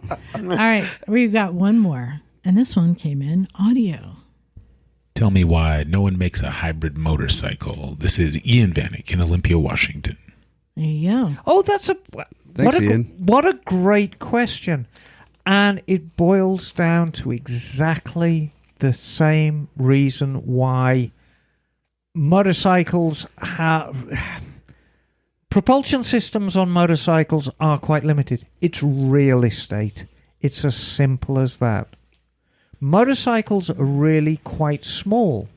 And so if you take a motorcycle and you think about the area that can be devoted to the propulsion system, in order to fit an internal combustion engine and an electrical engine and a battery and a sufficient charging system for it all, there simply isn't room. It's as simple as that. There you go.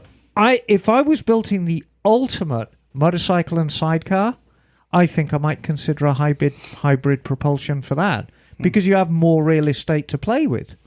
But a simple motorbike, open the hood on a Prius. You will be amazed what is in there. It's full. And they're gutless. Open the hood on a Tesla. It's a frunk. It's a frunk. Yeah. Remember when we put Zach in there? Yeah. But, Tesla's a great example. I mean, a Tesla is considered the gold standard for electric cars. Yeah. But they're heavy. The entire floor, entire floor is batteries. Yeah. There's for the size of the car, So the propulsion system takes up a huge amount. And that's purely electric. So real estate. Real estate. Okay. It's as simple as that. Okay. Complexity and real estate. Tesla has a fart mode. All right. So You beep the horn and it farts. So Emma, while you're getting that ready, I just want to give you guys a taste of the other song that came in from a listener. I'm just going to play a snippet, and then I'll play it at the end. Here it goes.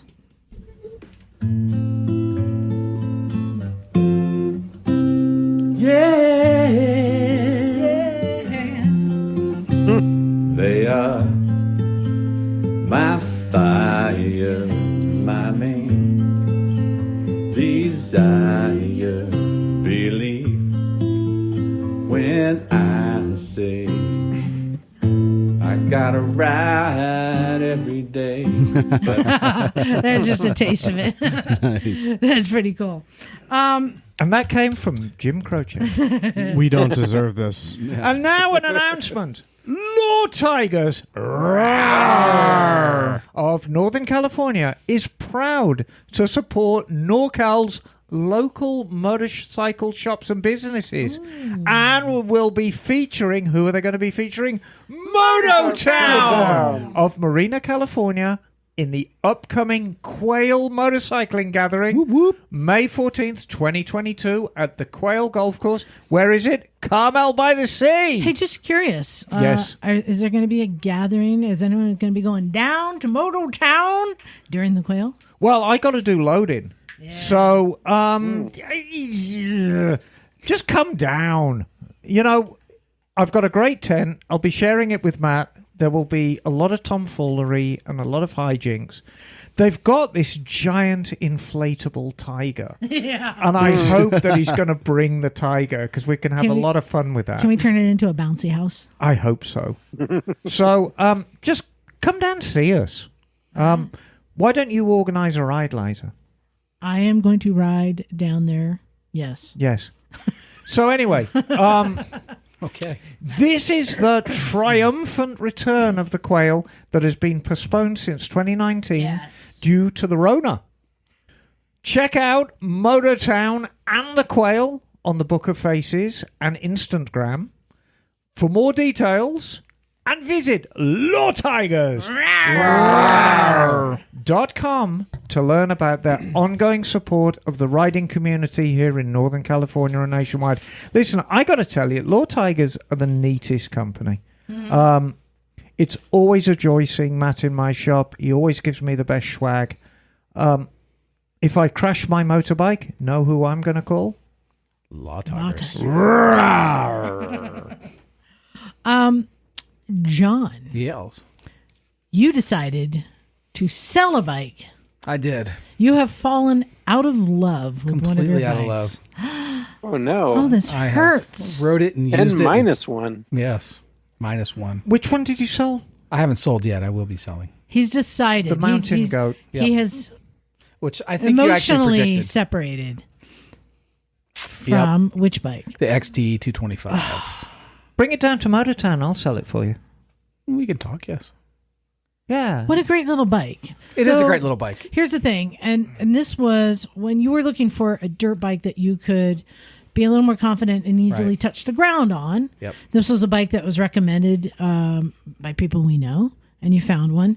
But yeah, granted, it is at a time when bikes are at a premium. Yeah. So it wasn't cheap or anything, but you haven't loved it.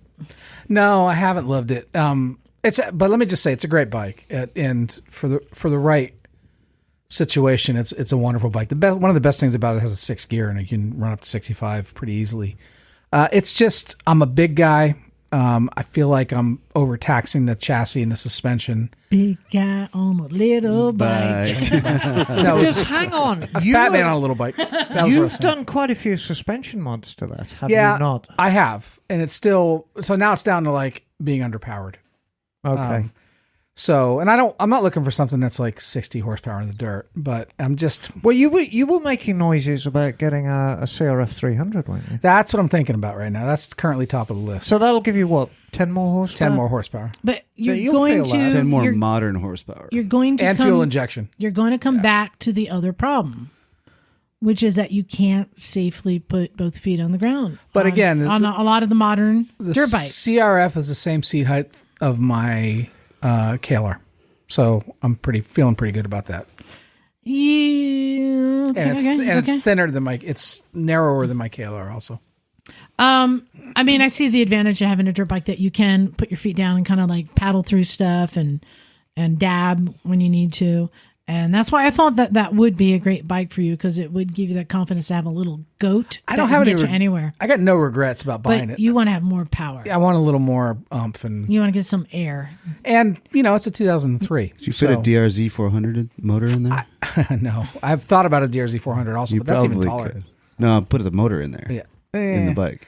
It also feels, even ergonomically, and I know I'm short, but I've already raised the bars up an inch, and I feel like I need some more there, and then I got to switch cables, and then it just starts. But the trap you are going to fall into, John, which is the trap that everybody falls into who customizes their bikes.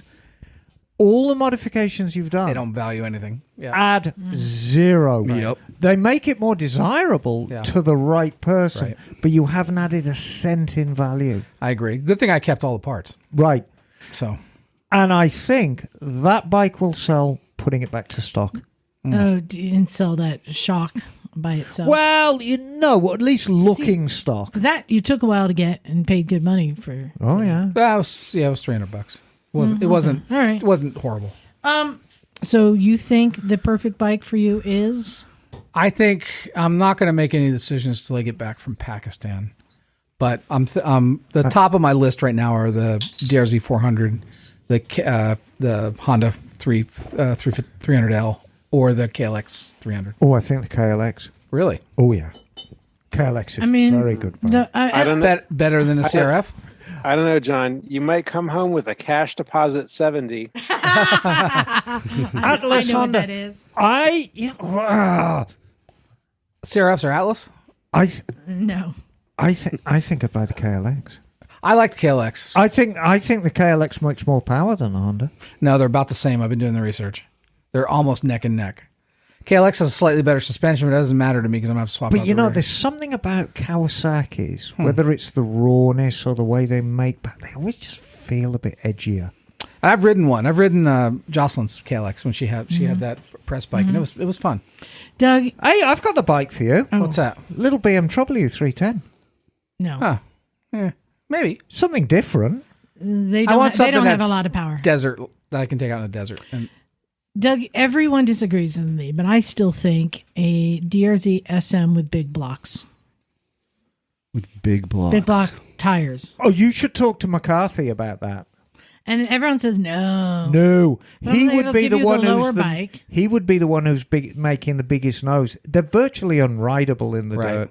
I don't 17-inch front big Yeah. blocks. Like the TKC 80s? Is that what you're talking Yeah, about? but he Yep. says he wants a 21-inch wheel. Well, yeah. If you're going to be doing any dirt ride. semi-serious, I don't know, but look if you're going to be doing any semi-serious off-roading, that you're going to have to overcome. yeah, and I want to be able to Whoops do and some stuff. Yeah. single If you're track. doing dirt roads and So- single track, I sure, could do but- use the KLR. But if dirt you're going to roads, need to that's get not over a a big- log or a rock or something, you're going to need a bigger wheel. But how is it any different than the TW? Weight. the T-Dub, Yeah, the TW. that's Weight. That's a yeah, it's 100 pounds heavier. The DRZ. T-Dub, T-Dub's that's a a little totally thing. different. Totally different. I know, but it's small wheels. You need Yeah. to talk to Mike McCarthy because he, on his DRZ 400, he's got the SM, and he said, "Oh, I want to ride it in the dirt. No problem at all. I'll get some TKC 80s, put them on. It'll be great." Thing was lethal in the dirt. Yeah. It's because that little front wheel. Yeah, the Oh shit! Sure, I had Every wooden rut, track, right? I had Avon Distanzios on my DRZ 400 with 17s, and only because I have a lot of experience riding dirt, I was able to handle it very well. If you don't have a lot of experience, you're going to want that bigger wheel. Yeah. And knobbies. that's what I've been telling her for a year. Yeah. Yeah, She won't listen though. I know. No, I mean, all right. So I'll get back to Pakistan. I'll figure it out. But we love you for other reasons. Get your ass in the dirt some more. Well, I just Get a think dirt bike. I think that's the Yep. thing. The perfect bike for you is going to be too tall, and now it's not the perfect bike. Well, the SM, if you get enough That's the experience, thing. you get 17s in the SM. Get some. She some can. big I'm You know not. what? If Jocelyn Snow can ride a Hold on, 1200 hold on. BMW, I can What figure if- out how to ride a 300. you may want to consider the SWM. I've looked at that. That's even taller. I've looked at that. the That's like DRZ 16 and a half or DRZ can be 37 lowered. and a half. It can be lowered. It's been lowered. Well, I looked at the CRF has lowering links you can put in there and Sure. then drop the force. You're also kind of like, well, what's the purpose of a dirt bike? Is to have high clearance to get over obstacles. And you're like, What I did with my KLRs, I just bought a low seat. And I don't think Yeah? you could do that with a CRF, but I Sure feel you pretty can. confident I can. Yeah, seat concepts. We'll do Oh, that for well, you. there, see, that's Yeah. $160. You gotta the fabric. You just put it over the original. yeah. thing. KLR is like 35, and I have a 1-inch seat, so Yeah, that gets me you a can 34, probably get 34 it and a half. lowered at least an inch. That's all I need Yeah. because I'm riding the KLR every day. Yep. I Little still say, sneak cheek. I still say the Honda ADV scooter. You know, you can't find them. They're like X80. This is so cool. I want that to be right. Well, keep us up to date of what you end up getting. I will. Might come back with a Pakistani. Hey, if you want to save 170. some money, I mean, Doug's got a great dirt bike he found. It's pretty cheap. Good Saw deal. that. Thinking about it. Want to have it? Let's go now. Oh, which one? The one in the game. Oh, that was. Yeah. No, There wasn't a dirt in there. bike. No, it wasn't me. Let's see. Quick announcements. John, you have an announcement. Yeah, so we are, man, I'm so excited. We are 1 month-ish away from Pakistan. Yeah. Stumpistan. Stumpistan 2022, baby. I'm so excited for you. Yeah, I just can't wait. I'm already, and the whole team that's going is getting more and more excited. We're talking a lot now on Facebook and such. So still have a chance to come if you want to come. But what I do want to announce is we are raising money for a New pair of underpants for you? Well, No, you're going to like this. To work with Jimmy Kahn, who's a amazing. Jimmy Kahn has been here to the garage. Amazing. Moyne. Yeah. Look him up on Google. Google him right now. You'll see He's awesome. what a great musician he is. And he's supporting a music school for kids out in the Hunza Valley Oh, great. who speak a language that the UN says is going. So it's a very kind of remote tribe out there that he's helping out. So we're trying to raise money to provide musical instruments and a small recording studio, and just to support the school in general. It's the school in Gulkin that I visited. Yeah. There. Fantastic. So I'm trying to raise $7,900. We're about 11 or 1,200 raised already. So I just want to throw it out to our listeners. If you're interested in supporting these kids in Pakistan that Liza's been to, and the heart that this group has for Pakistan. Well, John, let me tell you even further reason why this is such a cool thing. And this is something that's happening all over the world. There are languages being lost. Right. You have small regional areas that have a language that is just being lost. So what Jimmy is doing, he's going to this region and he's not just like learning the language, but he's working with the kids and writing songs in that language and teaching cool. the language to the kids through the songs that the language is being lost. I think that is a phenomenal project. Liza, you were absolutely right. Worldwide, languages are dying out, dialects are dying out. It's becoming a nation of almost a standardized way of speaking, a world that way. And it's such a damn shame. Yes. Yeah, I contributed to the fund. John, because I bet you Bagel's going to go on there right now. Yeah, so what we will do is, I have a GoFundMe set up. And what we'll do is we will post it on our social media, hopefully today. And you can contact it through there, or you can contact me through the Recycle Garage email address, and I could send you there. Let me be very clear. None of the money is going towards any of our costs of the trip on any level. It's all 100% going directly to school. So give us your money. And so give it. Nice. And and I'll share. I'm not asking for money. This is already a funded project that I started for my Pakistan trip. And actually, I pledged the money, but I have other people have now offered to help cover the costs. And I'm pretty proud of this.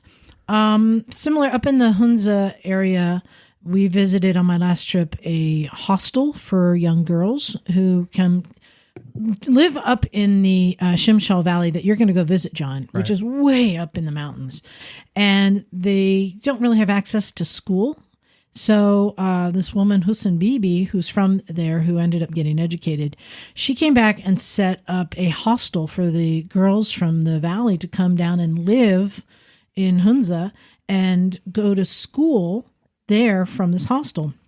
And I decided that I wanted to donate 2 motorcycles to the hostel. And but it doesn't stop there, because I wanted to gift riding to these girls. And this is the type of thing, and we tell people all the time, it's not illegal for women to ride motorcycles there. It's just really not socially acceptable. So no one teaches girls how to ride. They don't have the opportunity. So our friend Rosie Gabrielle, who was on the show not too long ago, YouTuber, who lives up in Hunza, I called her up and I said, hey, I want to give these bikes to the school. Will you teach the girls how to ride after we're gone? And she said yes. That's great. That's great. I'm going to gift the joy of riding to the girls in this school. So this is a project that I'm working on. And here's the thing. The bikes are really cheap. Emma. So this is a 70cc Honda. Guess how much it costs American dollars? And this is basically, the cash deposit 70. There's the CD 70. Guess how much it costs? CD 70. Brand new bike. Brand new. Yeah. $2,000. $500. Wow. Wow. Nice. $500. I'm like, yeah, I'll buy two. Why not? That's awesome. Right? So it's just something I'm just so proud to give the gift of riding. Now, yes, they might sell them and buy a cow. That is possible. But if they just get one day of lessons from Rosie and experience that, I'm good. I think Worth it. Yeah. I just love to, I feel like I'm a missionary going around spreading the gospel of riding and just leaving bikes for people to learn to ride. I know it is kind of bad. I wanted to get to some emails real quick. Bagel, you have one I sent you? I do. I'll read this one first. This one is to, hey, Liza and the Misfits. That's me. Says, heard on episode 465, you're wanting to go to New Zealand for an adventure. You guys remember, I want to do a group trip to New Zealand and go see the... Lord of the Rings? No. Where is my bike? Oh, I don't have the model here. Oh, the Britain? The Britain. Yeah. Go to John Britton's house. You can go to John Britton's house and see a motorcycle in his house. Do you think that'd make us a cup of tea? Well, you can stay. They've turned the barn into guest cottages. Oh, I like the sound of that. So I'm like, that's Mecca. I want to go there. Yeah. And I want to go see the lemon tree that, what's his name, used to piss on. Bert Monroe. Yes, Bert. I want Yeah. to see the lemon tree. So Larry says, do it. He says, I've been twice now and did a couple of 10-day camping tours with the locals, about 13 hours on the plane from LAX to Auckland. So you lose a day and then you gain a day coming back. Friends of friends made this a great way to travel by motorcycle. Lots to see and great roads, even if you're on the wrong side of the road. Only one or two oops turning into traffic the wrong way. Yes, I have done that too. Top tip. A great way to make the plane ride more tolerable. John, you may want to note this because you're going to be 12 hours off. Oh, maybe not. He says, buy 3 seats for 2 of you and have a fold-down flat surface to sleep on, spooning allowed. Have you seen the cost of flights these days? It's hard enough just to get one seat. I know. Yeah, that is an expensive trip. But yeah. If I had that kind of money, I'd be in first class. I know. So yeah, thank you. I definitely want to do a group trip. Yeah. Emma, you going to come with us in 2024 to New Zealand? I don't see why not. Go see the John Britton's house. Well, as long as Mrs. Britton makes me a cup of tea She's there. and gives me a slice of crumbly cake, I'll be very happy. This is what I'm saying. Can we go see the Hobbits too? If you must. All right, Bagel, what do you got there? All right. I have an email from Jason Mercier or Jason Mercier. I'm not sure which part of Canada he's from. But Jason writes, hey, Misfits. Sorry, but I just couldn't not say something. Fuck White Castle. What? I am from Canada, where we don't have either White Castle or In-N-Out. But I stopped at a White Castle on my way to Nashville, and it was the absolute worst thing I've ever eaten. They're the best hamburgers in the world. What are you talking about? That's horrible. I totally agree. They're horrible. They're awesome. They're microwaved lunchroom food. Well, I mean, And this is a problem? what do they eat in Canada? Poutine. Yeah. No, I know everybody loves poutine. Oh, yeah, it's but delicious. probably a lot of things with maple, I would have And thought. mayonnaise. Maple and mayonnaise. Maple and mayonnaise on your poutine. They eat moose. On your- Do they eat mousse? Well, like chocolate mousse or strawberry mousse, like the kind of mousse. Exactly. Emma, we got one more. What you got there? We have Hello Misfits from Hello. JR from Hello, Sacramento here. Is that your Sacramento accent? Yeah, well, it says no accent required, so tra-la-la. I'm still playing catch-up on all your podcasts. You have had a I'm sorry. bunch of characters over the years, all of which I enjoy. I have a question about track days. I'm 63 years young, and I've been riding dirt and street since I was age 8. I've recently been through a number of safety courses, most of which were reminders of the bad habits we gain over time. Yeah, that's the inevitability of it. I've recently thought about doing a track day. There are several track day programs in NorCal. My question is, which one, in your opinion, would you get the most out of? I guess or I guess best rated in your humble opinions. I ride an R1200 RT, intend using it on the track. That's a BMW, isn't it? P.S. Still planning on making it to the garage. I love watching crazy people do silly things. I'm sure I won't be disappointed. You're not going to be disappointed, JR. I'm going to do a plug for Antonio here, not least because we like Antonio. Z2 track days. It's brilliant, really. So I'm going to say any track school on the big tracks. So Thunderhill, Buttonwillow, Laguna Seca, Sonoma, any of those. You can take a touring bike. You can take a big bike, and they have different classes. So you might be in the C class. I just found like the one, like I did like, one track day at Sonoma, and the skills you learn stay with you forever. I wouldn't recommend doing it like at Kanakaya's, which is a small track. It's a go-kart track. Yeah, go-kart track. So you don't want to take a big bike on that. No. There's great skills to be learned on any of them. On Z2, it's not just as much a track lesson as it is advanced riding on the street. They just do it at a track. The answer is all of them. But I do really like the experience of having an actual track day and learning lines and apex and position and all of that.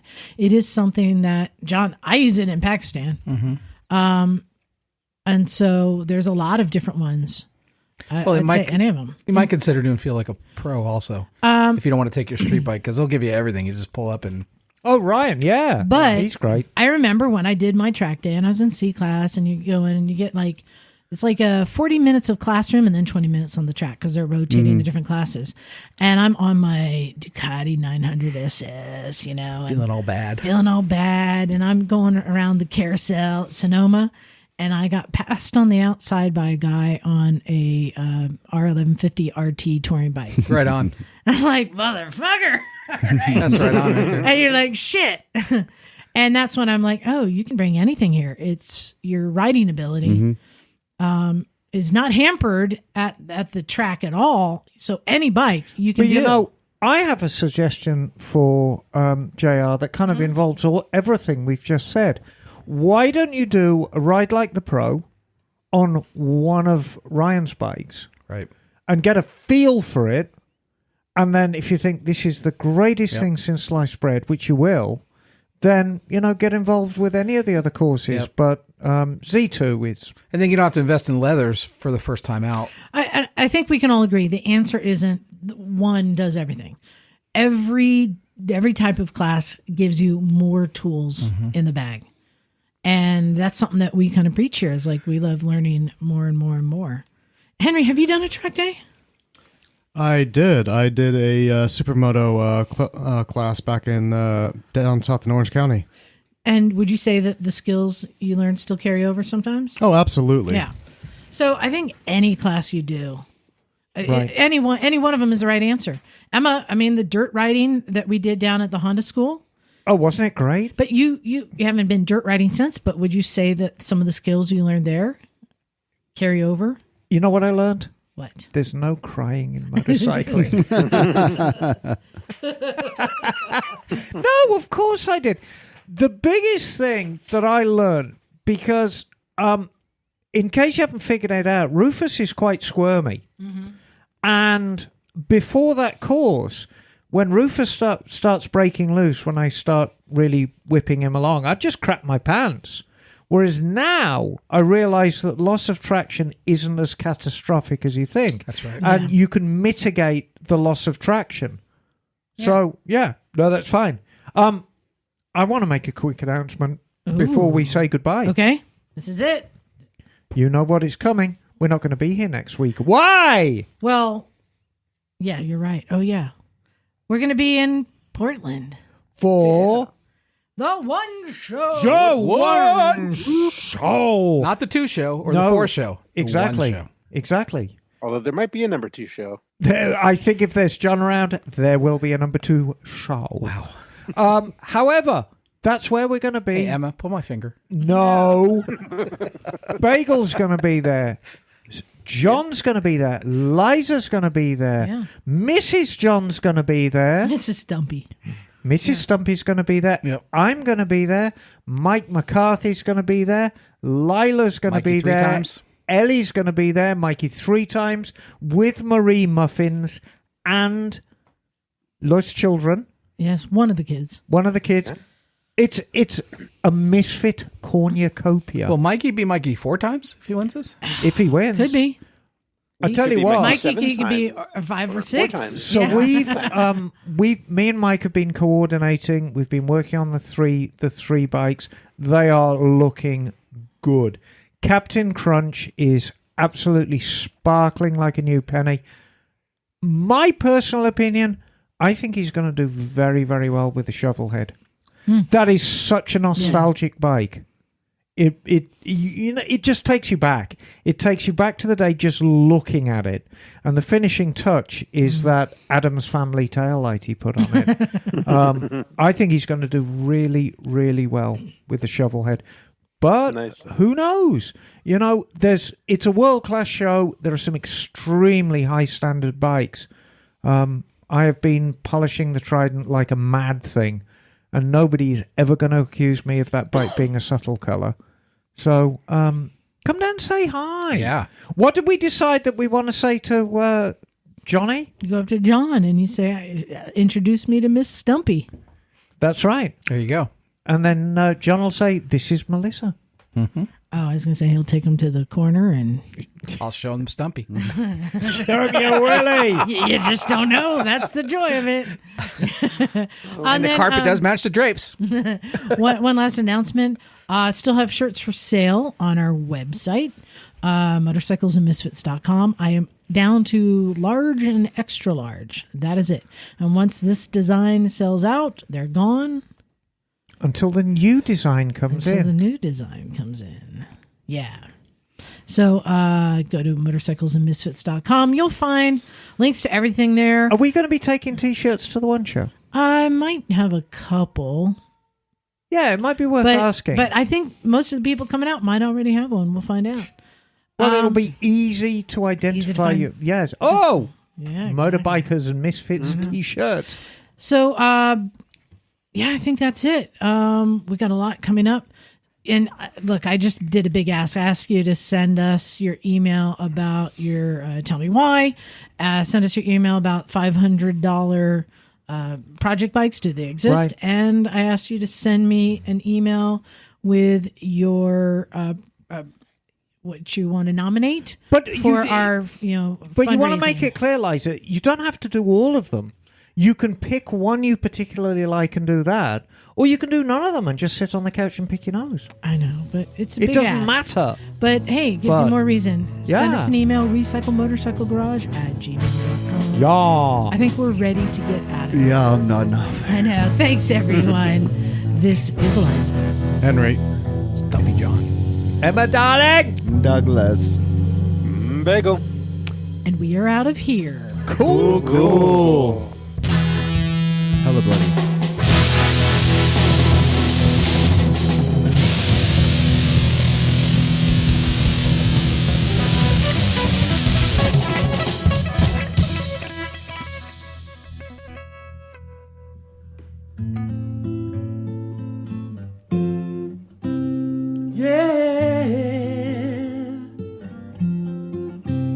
They are my fire, my main desire.